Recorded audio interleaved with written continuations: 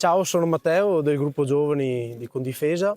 Siamo qui a Vite in Campo, la seconda edizione. Volevo chiederti quali sono un po' le criticità di questa viticoltura eroica. La difficoltà a trovare mezzi adeguati per accedere e meccanizzare alcune operazioni e anche la difficoltà nel reperire il personale.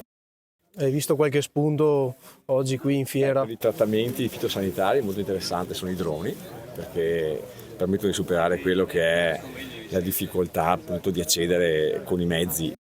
Io riscontro che molte volte per fare delle operazioni, delle risistemazioni nei vigneti servono delle autorizzazioni costose e anche abbastanza lunghe nelle tempistiche. Ancora di più poi si manifesta questo problema quando a volte sono da fare delle sistemazioni, una frana, cose così, servono le stesse documentazioni per per rifare un vigneto che rendono molto più lungo e anche costoso l'intervento, insomma.